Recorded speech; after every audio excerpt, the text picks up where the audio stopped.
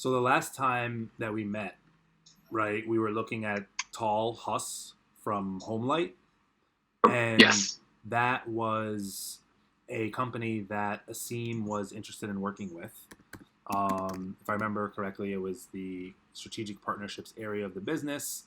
So after we got to know Tall a little bit, took a look at his position in the company, took a look at some of the things that he was featuring or saying in his LinkedIn activity. We noticed that he was a wine enthusiast. He just recently took a course in wine. It sounded like chemistry was something that was in his background. We see obviously his kind of career progression here. So what we want to do now is actually write the messages and come up with the plan for how we're gonna Mhm. get Asim noticed by Tall and hopefully land an interview. Yep. That sounds about in line.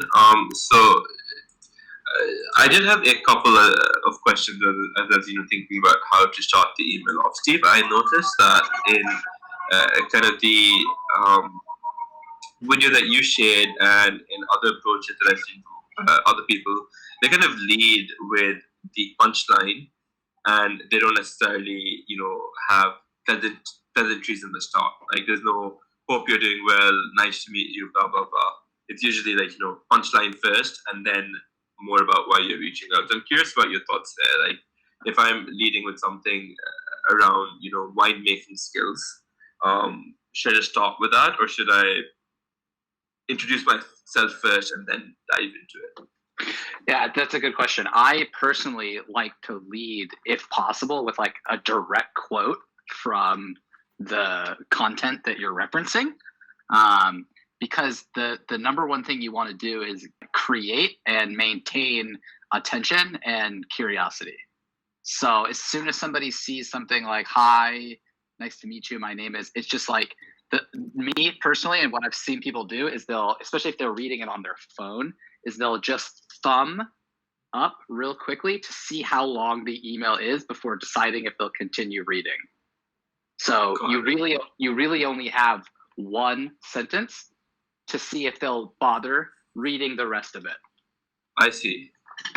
So with Tall, I was thinking that the pandemic actually gives a unique opportunity where I can lead by saying hope you're staying safe during these uncertain times, and then saying something like that said, I'm sure the current situation has allowed you to really double practice or hone your mind making skills or something like that. I don't know what your thoughts are over there.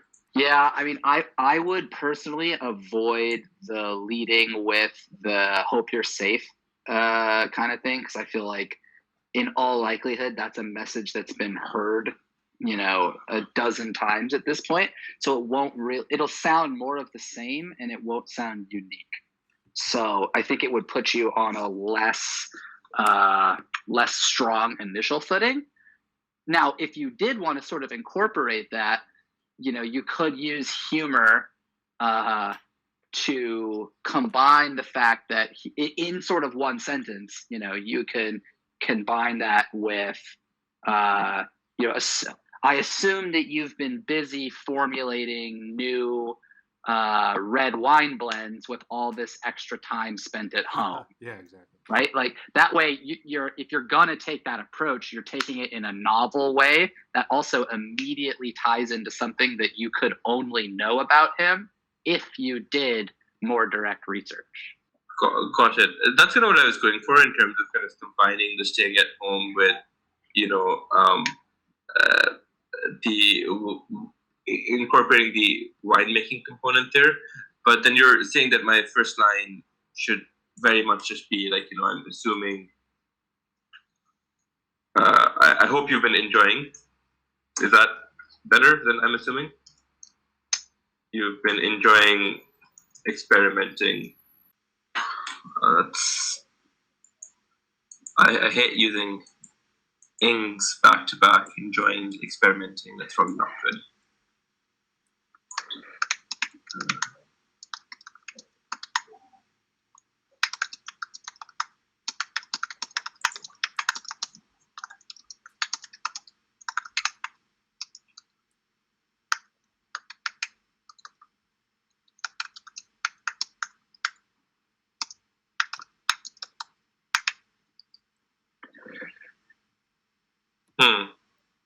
It's a little bit more actively Silky. about them, and less leading with you. I generally advise against referencing yourself as much as possible especially in the first sentence. It just sets the tone that you're the subject, right? You're the interested subject of this writing, and this immediately puts the focus on them. Got it. Notice how all you Sorry? see is you. You just see you, right? Everything's about him right now. Yeah. Have you been able to read up? Have you been able to read up and perhaps comment in the next band? Should I tie in my experience with chemistry here, or is that better to kind of leave as a closer, perhaps in the final paragraph? I would maybe put that part, if you're going to talk about the chemistry bit. Something in maybe like the middle, if anything, to extend on this. You could do it. Go ahead. Josh does a bit here. If you want to be funny, you can basically say, with all the extra time, blah, blah, blah, and then something relevant here about your chemistry experience. I don't know what exactly it is, but you could say, like, give him a pointer, because this might actually be something he's interested in. Like, is there anything you can tell him that's relevant about chemistry and wine? And then just be anyway, like, just kind of switching gears, Yeah, that's great, Haitham. I totally agree. Ask that question about wine, shock him into attention, right? And then fun fact about it that he'd probably be interested in, a little humorous. Okay, so now shifting into the one thing I want to ask, which is this question about the role that I'm applying for. Yeah. Thanks for your time. Got it. And then, like, insert question here. And when you say question, should it be more, are you able to share some of the problems that your team is trying to solve, or should it be more kind of what you guys alluded to last time around, where it was something very specific to him?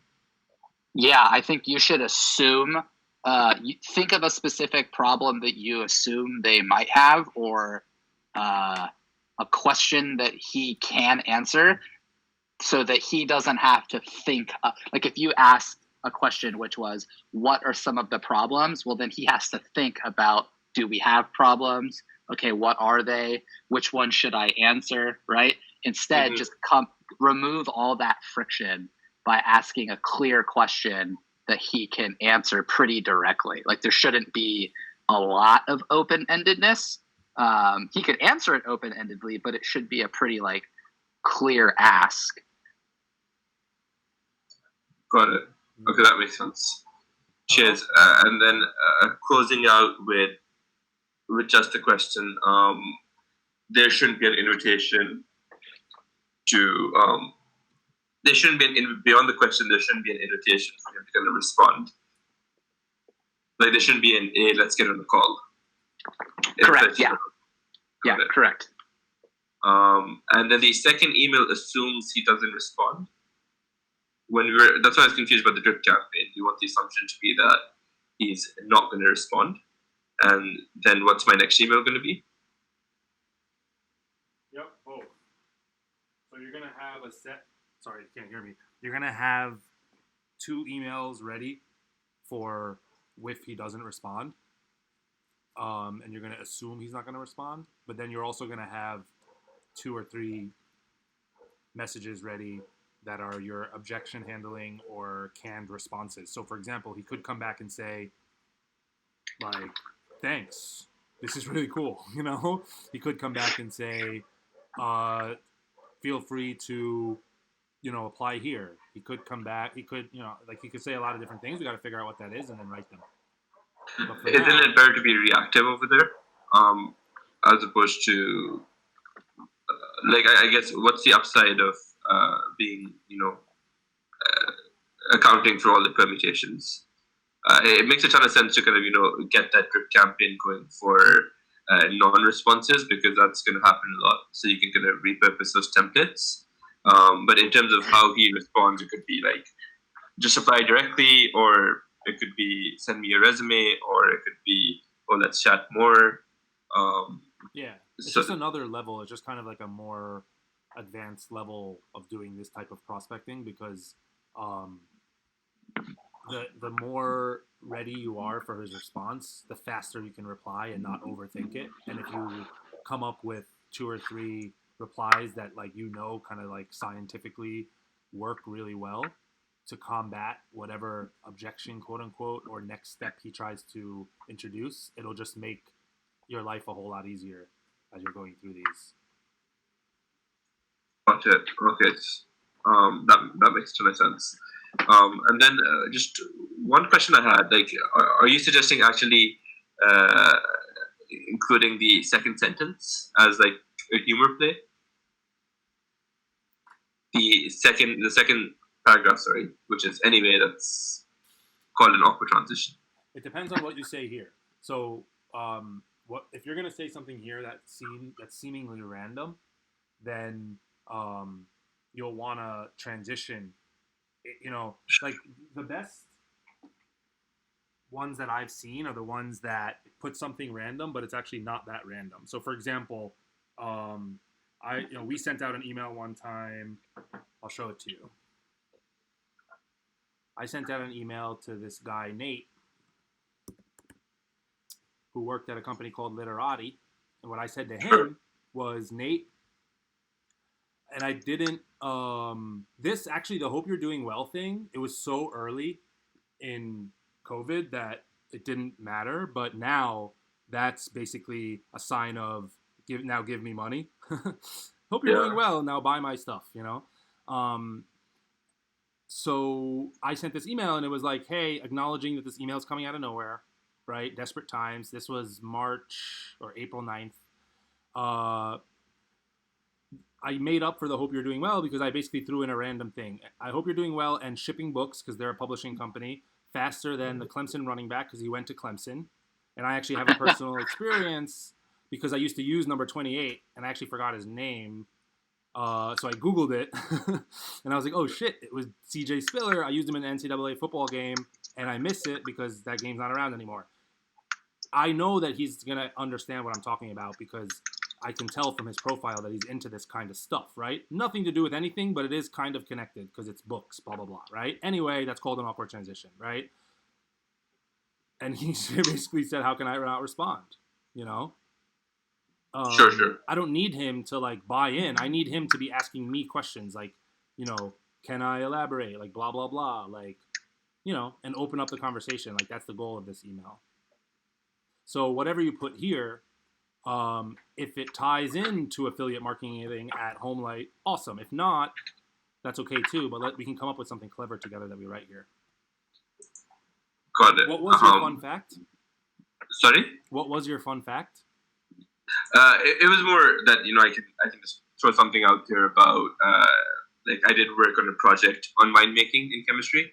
It was a very small project, but I was thinking, but it wasn't. I wanted the fun fact to kind of tie into the first sentence, not be completely random. But how does that help him? Like, are you able to like give him like a it would be more like sharing either a book on the chemistry of winemaking, fun fact: this book helped me.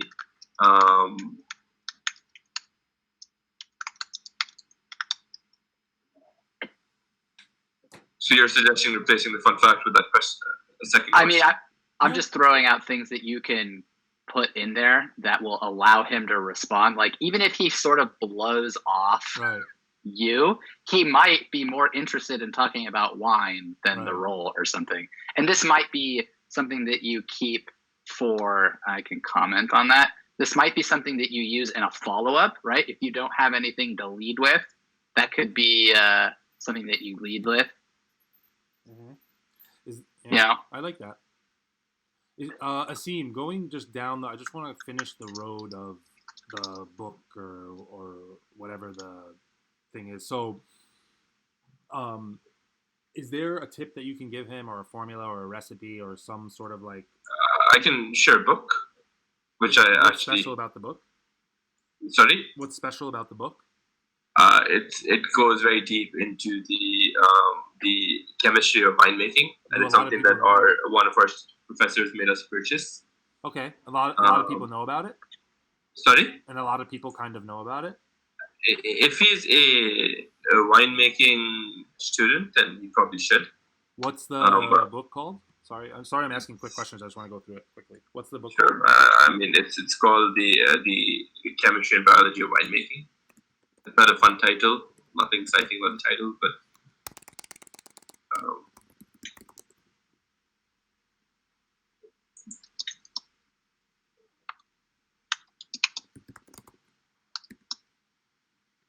Um, as much as you can limit, if possible, if you're able to write an entire email without saying the words I or me, you're gold, and more gold than before.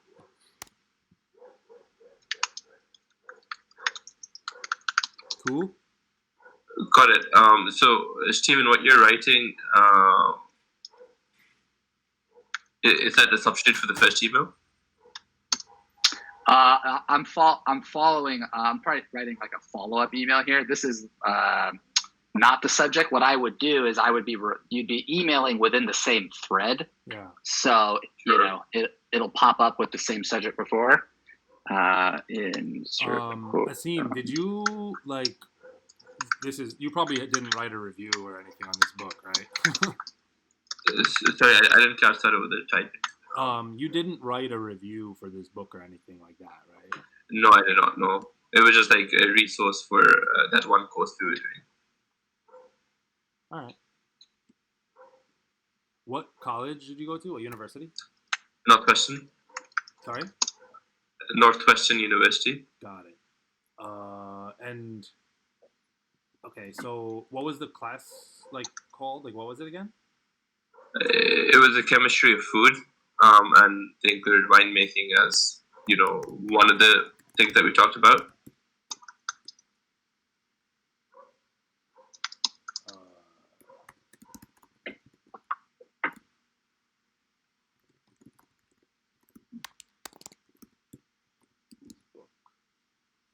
I don't know if this is like amazing, but by the chemistry. Well, I mean, would it just make it just my organic chemistry professor No. had us buy this book? Why don't you just talk about the book? Just say this book is fantastic for a deep dive into the chemistry of winemaking. Duke and Northwestern don't have like any sort of issues. Rivalry, no. Okay. Because this could be an interesting way to show that you went to Northwestern. Yeah. Yeah, that's true. Chemistry and biology of winemaking, and then you could say it was the exciting title that really stood out to me. And then transition. I like that. You know? Do you think the chemistry of food course maybe replace that with my organic chemistry professor? I don't like my. Okay, Then it's just like me. I think the chemistry of food course at Northwestern had us by required. Maybe had us by. You change that to required. Yeah, reading. Yeah, requires the chemistry and biology as a textbook. Yes. It was the exciting title that really stood out to me. But if you kind of zoom out and look at this paragraph, the second sentence seems really like there's no indication that I actually took that course, right? Or maybe I'm overthinking it. You could say my at required.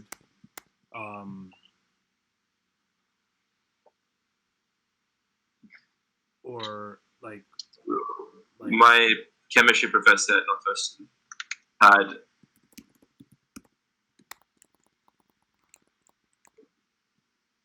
like as like a required reading for our you got into this, right? yeah. What about this? My let me just copy that.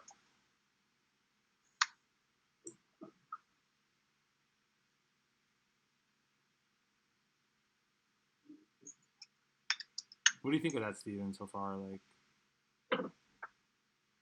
even though we're using my and me, is that okay? I don't mind it there because you're Yeah, making it's the different. transition to trying to connect with him over what you assume is something kind of unique or arguably incredibly unique that you both share. Exactly. Yeah, it's okay because it's like you're the pros outweigh the cons, basically. Yeah, exactly. Because again, if you land this, he's gonna walk away remembering, Yep. if not your name, the guy who emailed him about this role is into winemaking. I'm not really into winemaking though. Well, yeah, but that doesn't matter. You can come up with that later. Yeah. The whole point of this, you might not even ever talk to him. You're never gonna get to talk about yourself potentially. Yeah. If you don't get them interested to begin with. It's up to you. Yeah. Like, if he brings it up, like what I would do, if he's like, "Oh yeah, blood wine," you'd be like, "Yeah, haha," and just like laugh it off and move on. Mm-hmm. Right. So, what do you think about the alternative sentence that I wrote underneath? Do you think that's too vanilla or bland?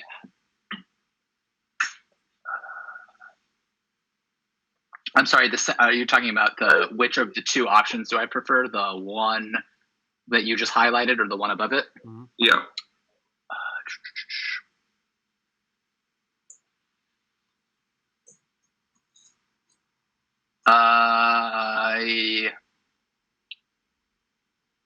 That really caught our attention. Or I have no preference. I think they're functionally the same. Yeah. And they're about the same length. Yeah, the only thing I don't like about this one is it mentions organic chemistry twice, which isn't. You don't want. Yeah. You don't want like. It's a little much. Like you still want to transition to marketing. I agree. Yeah, I agree. It is bringing up like you're referencing a topic specifically. Yeah. Which I doubt you'll be able to come back and sort of relate to this marketing role.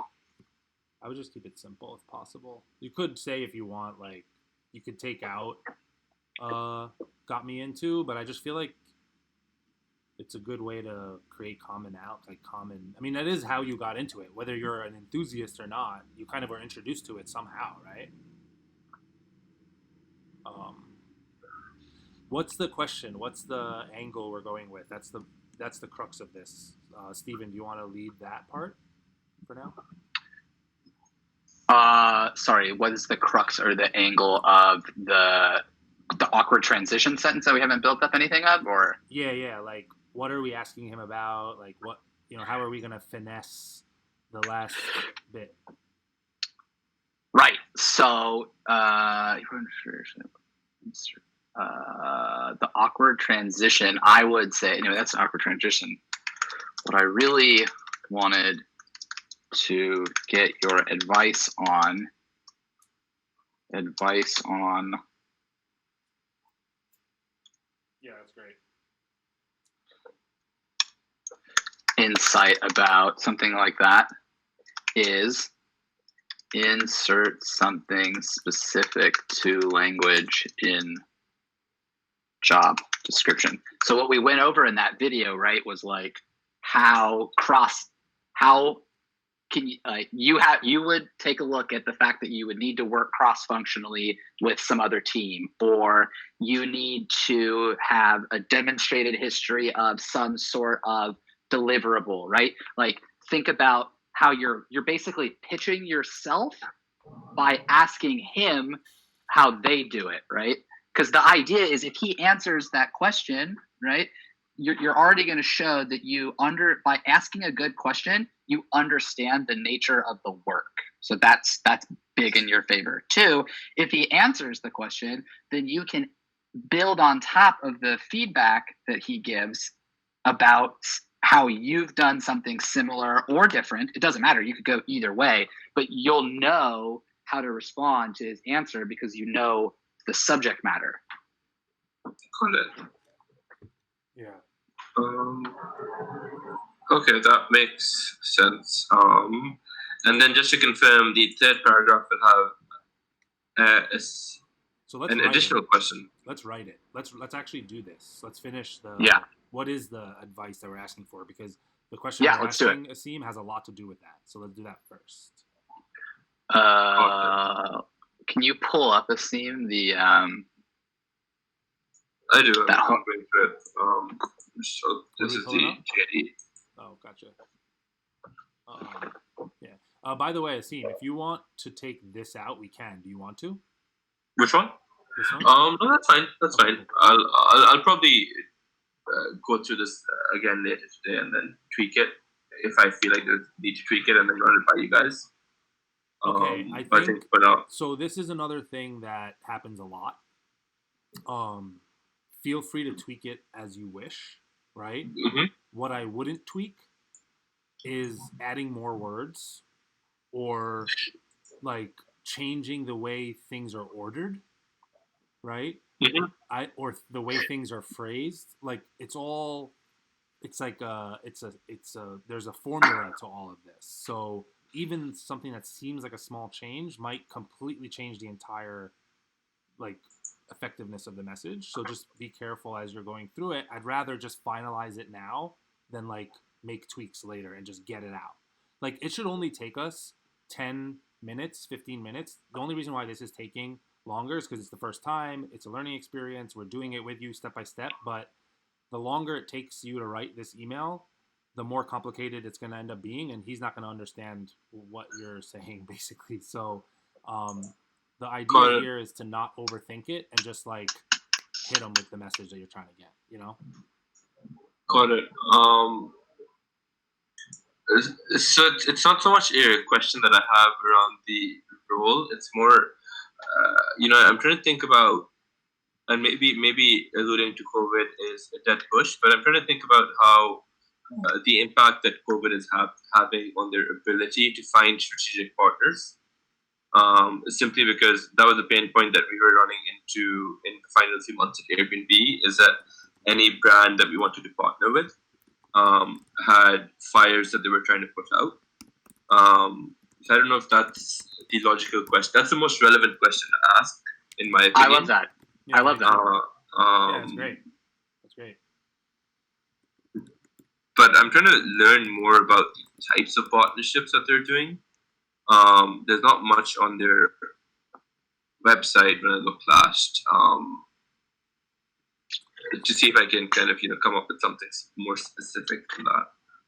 I think what Hytham is laying out is perfect. The effect.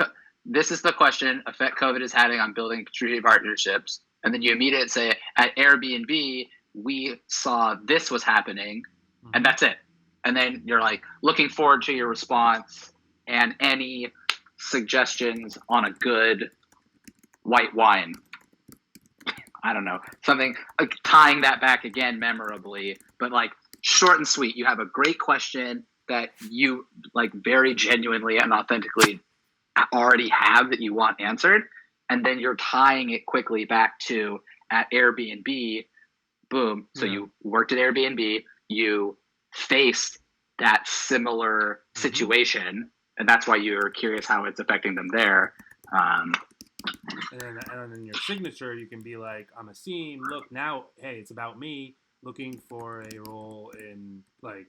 Boom. I like that too. Strategic partnerships at a company that exactly describes them, And then he'll be like, holy shit, dude. Like, you're looking for a job? Come to us. And then all of a sudden he starts pulling you towards him, right? You want to attract, right? You don't want to chase. Sure. Effects. So here would be like are you think there should be two separate paragraphs, or two sentences of the same paragraph. Well, let's write it. Let's write them. Sure. Later. Okay. Sorry, the one thing I'm trying to figure out is the type of partnerships that they've had in the past. Oh yeah. Just because I feel like I want to be able to reference as opposed because if I don't know the type of partnerships that they're doing, and then I say something that's completely not applicable. Well, this is a very you're gonna try not to trap yourself into a question that's too specific, and you also don't want to necessarily ask, like kind of Stephen was saying earlier, like if he has to think about it, it's gonna be it's just gonna take away it's gonna be too much friction. He won't respond. I would almost frame it the way it is here, where you're kind of saying like, I'm curious, right? Everybody likes somebody who's curious. What effect COVID is having? So it's kind of like you're almost challenging him in a way. It's like, you guys are cool, but like, are you really that cool? Like, are you actually hurting? Like you're not going up to him saying, "Oh my God, I love Homelight. You're so amazing." Like you're challenging him a little bit in terms of like what they're doing to not have another Airbnb situation, and then at Airbnb, this is what we were doing. I can relate, and you're kind of implying that you have a lot of experience that you can bring to actually answering this question, because he might not have a good answer, and that's what you're trying to do, is make him feel that certain level of discomfort. But then you hit him with the, hey, but don't worry, at Airbnb, I've seen this firsthand. I'm your guy, but you're not saying that. And then you're like, send me wine. Like, I don't need anything else besides wine. And then in your signature, very passively, you're like, by the way, I'm single, Yeah. Yes. Yeah. Got it. No, that makes a ton of sense. When I was saying I'm looking for something specific, I was more just trying to make sure that the type of partnerships that they're referring to would actually be impacted. But if you frame it as a question, that's fine. Got it. Yeah, I see what you're saying. I mean,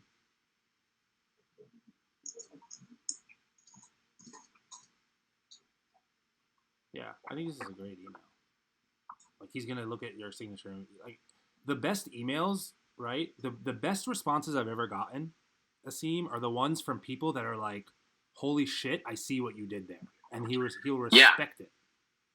I've actually got a cool one I can show you that's from a biz dev standpoint, and I'll show you another one. Here, let me just share my screen real quick.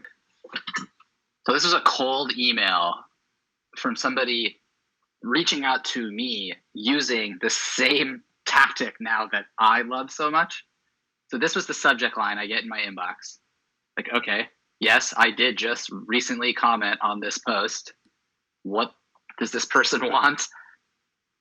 I would honestly skip this, but it's not necessarily bad. I noticed you did this thing, and this is what it was about.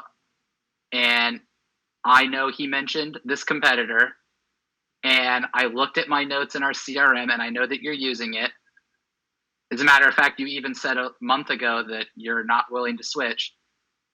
I'd still like to see if you feel that way for 2020. Maybe I've earned the right to talk to you for 10 minutes on Monday. And this is what I responded with her in like 10 minutes. Hey, Nora, impressive. Definitely earned 10 minutes of my time. Send me a link. Like, that's, And he sent it, and he forwarded it to his colleagues, and I do the same. Yeah. I forward those, and I'm like, hey, guys, like, check this out, right? And then it makes it easier in the future when you talk about group decision-making, which is a whole nother layer. Like, the more people you can impact along the chain, the better. Exactly. And Nora is on a short list of people that I try to engage with, so that when she's ready to move companies, I want her to consider me and my company and something that I'm doing. Because if she's doing stuff like this, that's the type of person I want on my own radar, regardless of if she's even ready to leave or there is an opportunity. And that's all from one cold email that she wrote referencing something I did on LinkedIn. Got it. Yeah, and if you'll notice, like, if you go back, Stephen, like Stephen said, maybe I would have done away with Happy Friday. Maybe I would have done away with Pick Your Brain. right? Maybe I would have done away with like 10 minutes, blah, blah, blah. Like, there are certain things in here that, not that you would have done away with it, but there are people that would say, don't ever do this, don't ever Hmm. do this, don't ever do this, right? But there's enough stuff in here that's good that outweighs that Steven's like, screw it, I'm going to give her the benefit of the doubt. Right. Got it, got it. But just a question for you, Stephen. When you read this email, did you really think that she was being uh, a bit self-centric because she's, repeatedly using I? Um, do you think that's like kind of fundamental to a good outreach email? I think that yeah. that's more like the 85% that you should care about is the subject line that got me to open the email. Then the meat and potatoes of what she's talking about, which is exactly. she's clearly It's really referencing good. something I did. She couldn't have made this up. She had to have been on LinkedIn, following this thought leader's post, and then seeing that I liked it. Mm-hmm. She tied it into what she really cares about, which is the fact that they were talking about the types of tools that she sells. Mm-hmm. And then she went one other step further and showed me that she knows I've already talked to her company months ago and I wasn't ready to make the switch. So like, this is what really mattered. I breeze through this. Like when I see this, I'm like, yeah. What do you want? Okay. Mm-hmm. A Tito board. Yes, I did. Okay. That's right. You work at Gong. Wow. Okay. So you actually looked and see that I am using Chorus, which is true. So what do you want? You want to see if you can talk to me for 10 minutes about my plan for 2020? Yeah, sure. I can give you 10 minutes. Right. If you took 30 minutes to ask for 10 minutes of my time and you were right on the money, yes, I can do that. Right. Got it.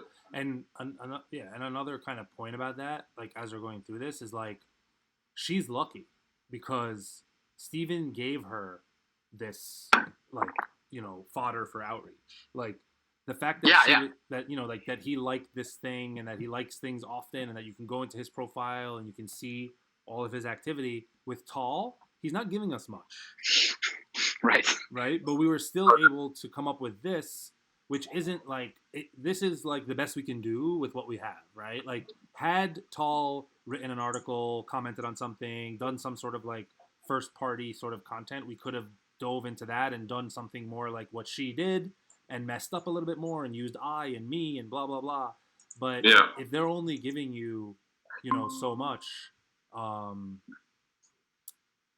we have to kind of work with what we got.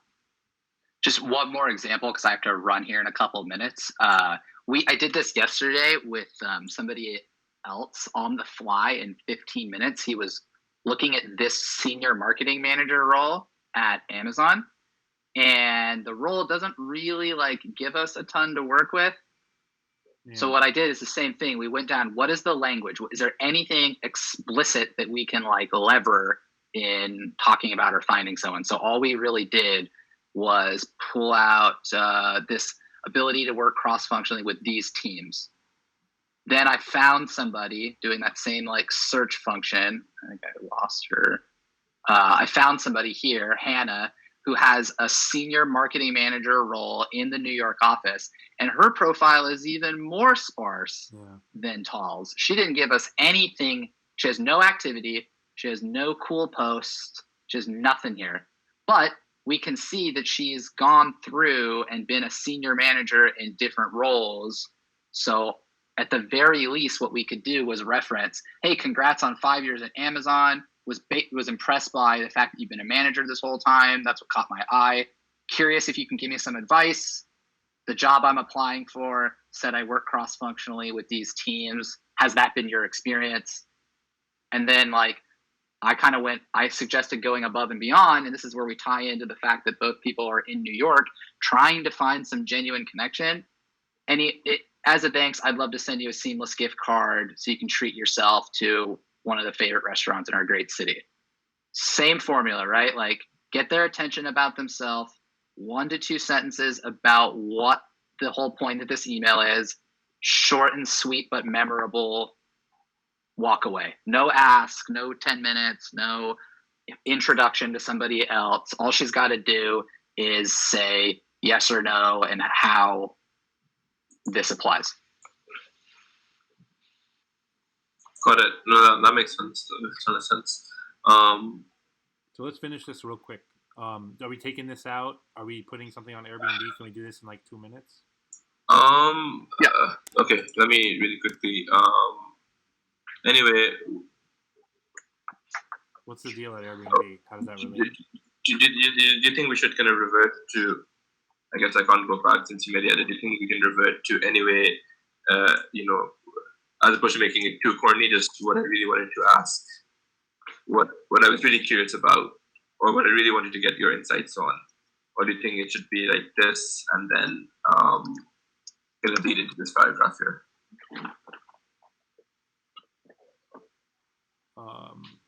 I could go either way. I usually test both if you really wanted to figure out the answer to that question. The only way to know is to test. You don't know how someone's going to respond. You have nothing to lose.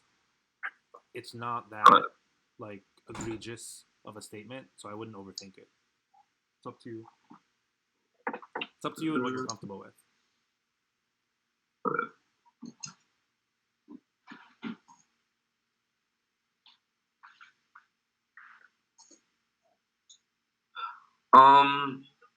The statement over here, I guess since you guys have a so year for what was the problem? Like, what exactly was happening? We can do it. Like everything was getting delayed. Like we had partnerships on the roadmap for since the start of the year, and then they kept getting okay, we can't prioritize these right now. We need to either shift them to 2021 or Q4. So it was just like COVID essentially destroyed our partnership roadmap because different partners were impacted differently.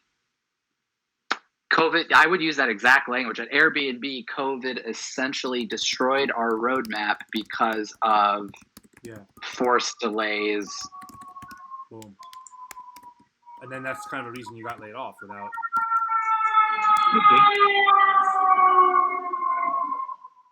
What was the word you used? Essentially destroyed. Yeah, I like that. It's colorful. I like it. Looking forward. Yeah, no, that's awesome. He'll be like, he'll get that you're from Airbnb. I don't know. I feel like this is a great email. I like this too. I feel like this is a great email. Would love to learn. Nope. Cut it out. Nope. Yeah. It's implied that you would love to learn. Of course. And why would you love to? Would you really? Like, you don't know him. Why do you love him already? Yeah, that's true. It's more like reading this. Like, Stephen, you noted that email that you received, right? It caught your eye because you have experience in sales marketing and what makes a good email. But if Tal is reading this, do you think he'll kind of get thrown off by the fact that the email isn't centered around a very specific question? Even the question. I mean, I'll let Stephen answer. Sorry. I don't know. I think what you're doing is you're framing. You're getting him into the right frame by shocking him into attention with something you know about him. Now that you have his attention, you have one shot at an ask. Yep. And that's this very clear and concise question and why you're asking it. That's it. Send off. I'm done. I have not done anything else to earn your time. I got your attention enough to ask you one very clear question. Thank you very much. I'm gone. Yeah. And that comes back to this. Yes. Yeah. Right? 100 people are just applying, right? 10 people are doing like kind of what you were talking about. Like, I'm just going to ask for the job. I'm going to talk about how much I love them. I'm just going to like say what everybody else is saying. Basically, I'm so amazing because of this. What you're doing here is that 1%. Got it. Like you're actually like, it's good that he doesn't expect it. It's good that it's different than all the other emails. Yes. Interrupt his day and get him thinking. And then again, it's not a one email and done kind of a scenario, right? It's maybe a cadence of 2 or 3 emails back to back as he starts to get to know you a little bit more. Got it. Okay, just my opinion. I think I really like this paragraph. I think this paragraph's good too. Okay. This is the one that's still like, I'm thinking about it. I'm like, Yeah, It's whatever. What's the anyway subject? that's called an awkward. Like, is there room for modifying this, or do you guys feel You like can, it's in a good place? I don't know. What's the subject? That's more important right now. What's the subject? Yeah, I think the subject's more important. Yeah, what's the subject?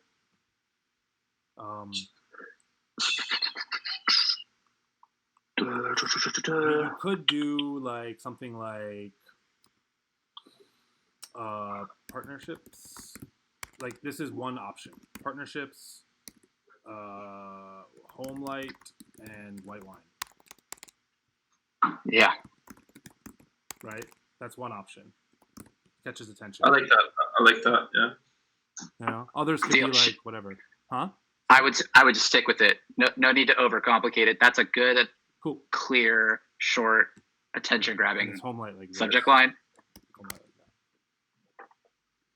that. Yeah, he'll open that. He'll open the crap out of that. Yeah, fuck yeah, he'll open that. You could do whatever you want here, man. I think I love it, but it's honestly up to you. Like, you want to vote? I like it as well, but to Hytham's point about whether you like it or not, it's easy to like feign or fake humor in writing if you're good, if you write it well. But if you don't feel like it's authentic, then don't put it in there because you're just gonna feel weird about it. Yeah. It was just like, looking at the flow of the entire email. I don't think it's the biggest deal, but it's kind of like, it's trying. I guess I'm on the more conservative side, whereas when I read this email, I think like, are we trying too hard to be funny? So this is why I would, as I read it, this is why I would think about it differently maybe, and tell me what you think of this. So when he's getting this, right, he's like, with all the extra time spent, have you been affiliated, blah, blah, blah, with your next wine blend, right? My chemistry professor got me into it. He's like, what the fuck is this guy talking about? Why are you sending me an email about wine? I have no idea where this is going, right? Yeah. And if you hit him with, anyway, what I'm really curious about, he's going to be like, asshole. Like, you led me into thinking this was going to be something different. Like, he's not going to be as impressed. He's going to be kind of offended in a way because you, like, tricked him. It was like a bait and switch. Whereas if you acknowledge that it's a bait and switch by saying that it's awkward, all of a sudden when you go into this, it's a lot more like it's different. It's not as heavy. This, he's like, you're a dick. This, he's like, you're a dick, and he respects you for it. Does that make sense? No, actually that makes sense. Yeah. You have to like kind of get in their mind. Like, what are they thinking as they're reading this? Like, where's this going? Where's this going? Where's this going? This seems like a cheap shot. If you were to just say, "Oh, by the way, gotcha," Yeah. Something got removed here, right? Yeah. What I removed what you had typed in here. What I am really curious about. Oh, yeah, you could do that too. Dot is the effect, right? It depends on how you want to. I think that just makes this sentence structure look better and it still flows. Yeah, that's interesting. I mean, you could combine both ideas. It's kind of what Steve's saying here. Asim, if you wanted to like lighten it up just a little bit. That's fair. Compromise. Sure. And then this looks good to me. Yeah, I wouldn't honestly worry too much. Don't worry. Don't overthink. He's gonna skim through this. You like what you care about is the feeling he's gonna walk away with, not the words and the logic. Like, you want to evoke emotion with this email. Yes. Right. Yeah, I don't remember that email. I don't remember basically anything that example was, but I know what to search for in my inbox to show people what I thought was something that got my attention and made me feel positive about a stranger. Mm-hmm. Not the words. You remember or sure. Yeah. Yeah, you remember how you felt. I have to jump to a meeting Yeah. in 2 minutes. Yes. This is shared, so if Love it. Asim, if you just want to ping me, just have a look over before you send it, or if you add anything to it, just ping me in the Slack channel, and I could just jump on here anytime today. I appreciate that. Sure. Yeah. And thank you for being a good sport. I know that we're challenging. Yeah. And it's like tough, and I'm pretty direct, and I sometimes will interrupt, but I want to make sure that we're just moving these sessions along like efficiently, because you know these are going to be habits for you. Like going forward, like this is not the first time you're going to write this type of email, whether you land this role or not. Like you're always going to need to get somebody's attention, and the same things that we're doing here obviously work in B2B sales. That's like Steven's specialty with Interseller, but they work in marketing too. They work in anything where you're trying to get someone's attention, get someone to like you. Like you're going to want to apply some of these principles, and it's very uncomfortable at first, and it's like super awkward. You know, I took me a while, and I was kind of saying the same thing going back and forth, but the more you practice and the more you start getting responses, you'll get used to it. Totally. No, 100%. One quick question. Thank you, Steven, by the way, for your time. I know you have to hop off. Hit them. Like, do you think this should be a buy? Cool. Thanks, man. Do you think this should be a buy instead of an and?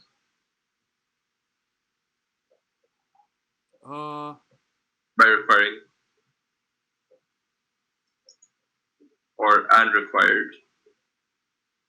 I don't honestly know the like technical answer, but whatever you would say to your friend in conversation. Like, what would you say to your friend in conversation? Like my chemistry, like my professor in Northwestern had us read the chemistry of had us read. I would actually just say had us read the book as for our class, but that's a lot of personal pronouns in there. So I think this is fine. By requiring probably sounds better. Like less ands is always better. Yeah, that's good. That's a good addition. That sounds good. This is really good. I like it. I like this a lot.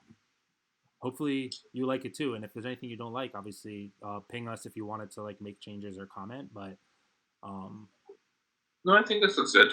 This could be interesting as an email message, and then we can also work on a LinkedIn message with you. But I know you already requested him, right? Yeah. Okay, I think you can like. We'll talk offline, but let's send this email.